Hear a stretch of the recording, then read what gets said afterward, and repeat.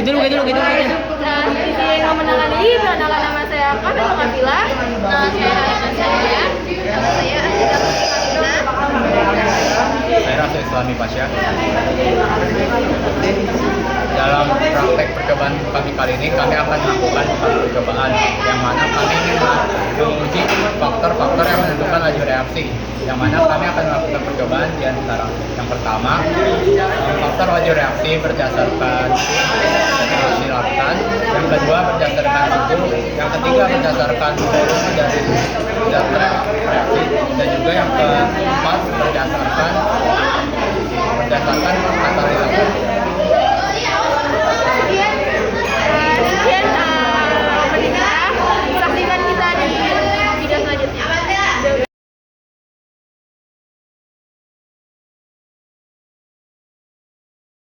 Sama Pade.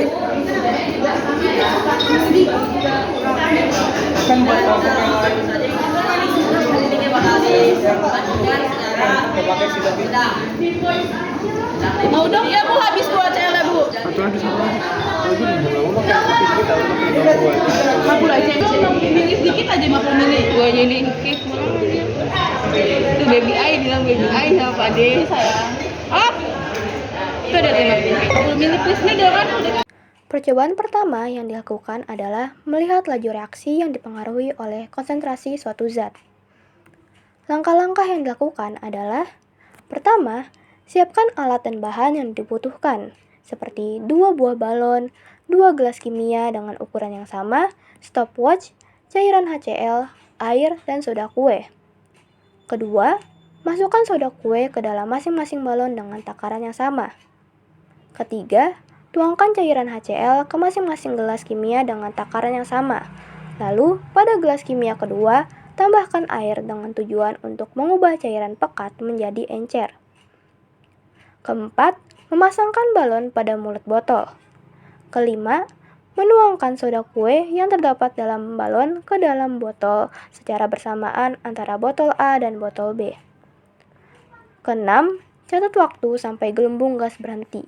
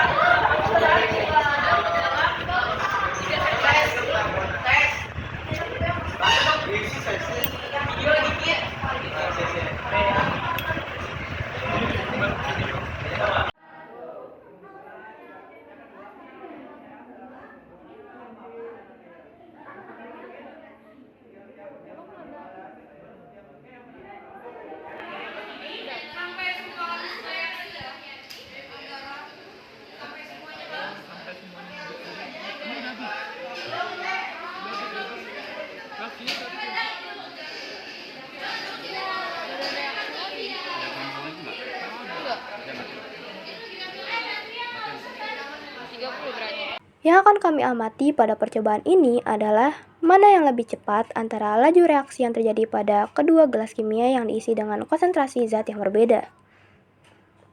Perbedaan yang terjadi pada percobaan ini adalah yang pertama, laju reaksi kedua gelas tersebut berbeda. Pada gelas A, yaitu larutan pekat, balon akan mengembang lebih cepat.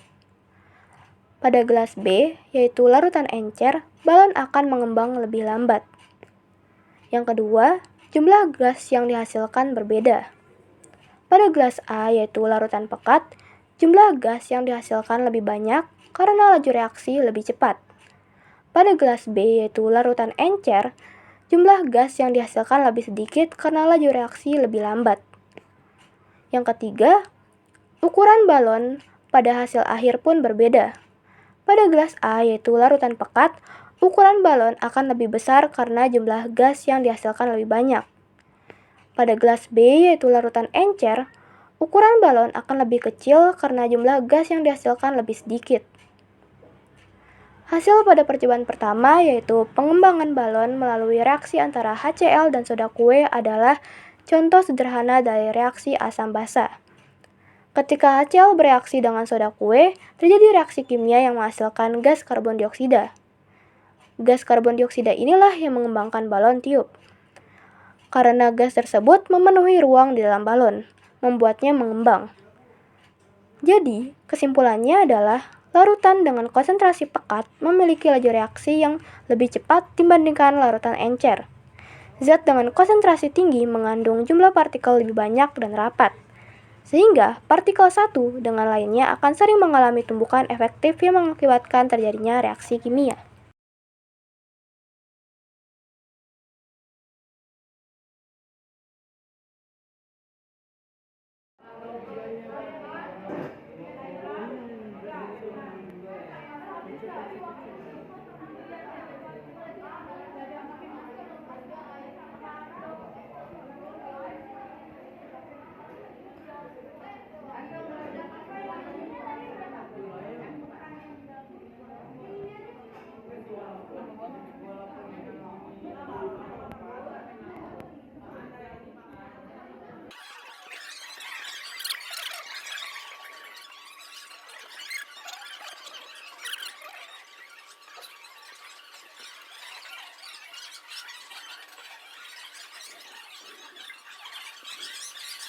Ialah percobaan kedua yang menguji faktor suhu larutan terhadap laju reaksi.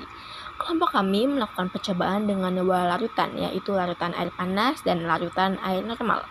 Terdapat variabel bebas, yaitu suhu larutan 1 dan 2, variabel terkontrolnya volume larutan, dan variabel terikat ialah waktu reaksinya. Larutan pertama, air panas dengan volume 60 ml, suhunya dengan kurang lebih 75 derajat Celcius dengan waktu 1 menit 21 detik. Larutan 2, air normal dengan volume 60 ml, suhunya kurang lebih 25 derajat Celcius dan waktunya 1 menit 48 detik.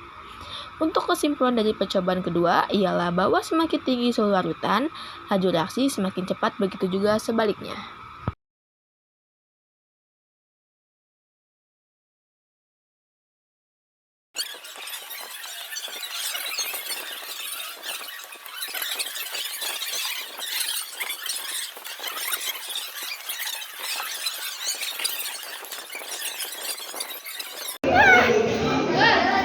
Siapa ya? Ini pasti ada.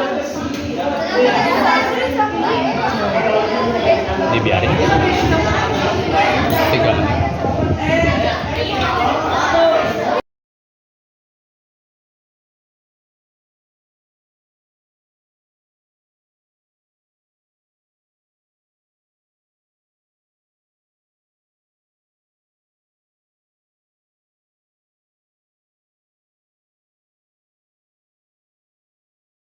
Pada percobaan 3 ini bertujuan untuk menguji pengaruh luas permukaan cangkang telur terhadap laju reaksi saat direaksikan dengan larutan HCl. Dalam percobaan ini, variabel bebas yang diuji adalah bentuk cangkang telur yang terdiri atas 3 variasi, serbuk, kepingan, dan utuh. Variabel terikatnya adalah waktu reaksi, dan sedangkan variabel terkontrolnya adalah larutan HCl. Berdasarkan data yang diperoleh, 1. Cangkang telur dalam bentuk serbuk membutuhkan waktu 22 detik untuk bereaksi.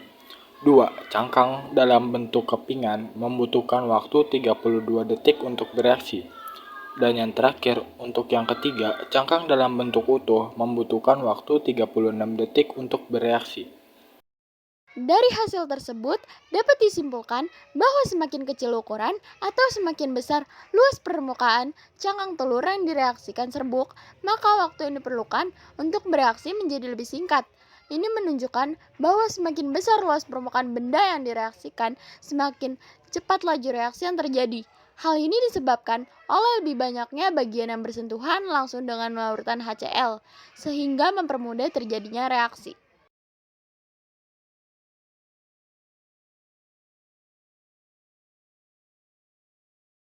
Pada percobaan keempat ini, hal yang akan diuji ialah pengaruh dari katalisator terhadap laju reaksi.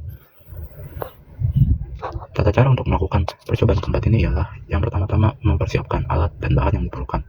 Setelah itu, tuangkan larutan HCl dengan volume yang sama ke dalam gelas 1 dan juga 2. Sebelumnya, kedua gelas ini belum diberikan katalisator.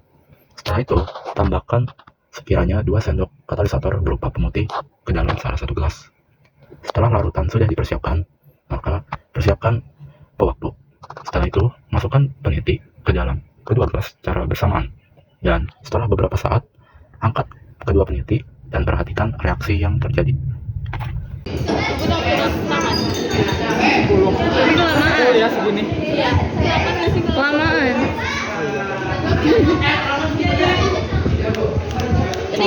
Corong. Ini ke atas, sebelah atas.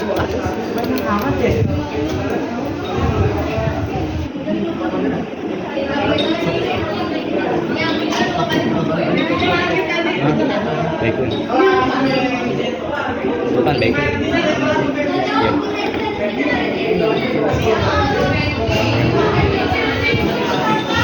Udah.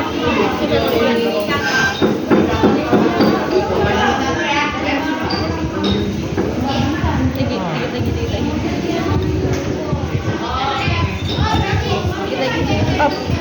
Ya balik Lagi. Up. Jadi balik. Ya. Iya.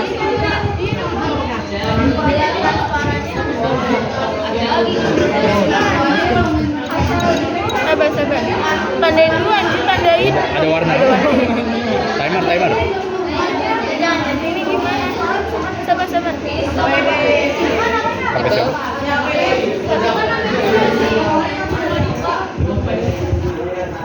Coba diri dulu.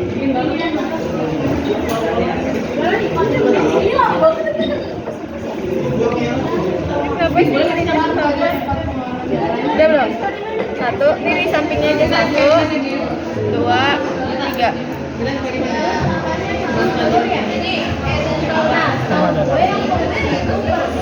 Ada, ini ada lubang. Ini nggak ada kan?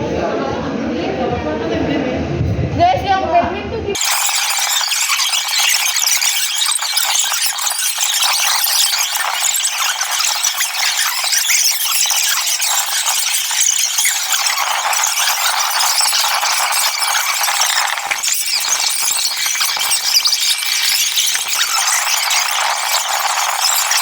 Yang satu lagi.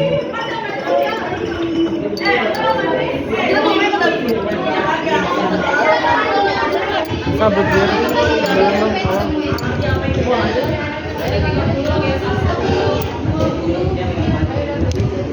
Karet ya, jadi udah beda. Tuh. Beda kok. Gatel tangan lo. Bentar, gue udah gatel Pak deh. Ini yang berkarat kamu ini ya?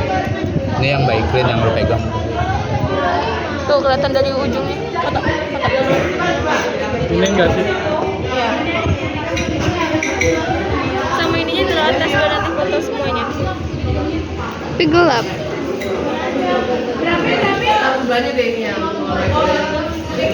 Setelah melakukan percobaan tersebut, dapat dianalisis bahwa variabel bebas pada percobaan ini ialah larutan 1 dan juga larutan 2. Setelah itu, variabel terkontrol pada percobaan ini ialah peniti. Dan variabel terikat pada percobaan ini ialah waktu yang diperlukan sampai peniti mengalami perkaratan. Kemudian, hasil dari percobaan ini ialah waktu reaksi dari larutan dengan katalisator ialah 4 menit 30 detik hingga peniti berkarat. Kemudian untuk larutan tanpa katalisator memiliki hasil waktu reaksi lebih dari 4 menit 30 detik untuk membuat peniti mengalami pengkaratan. Kesimpulan dari percobaan ini ialah katalisator mampu mempercepat laju dari suatu reaksi.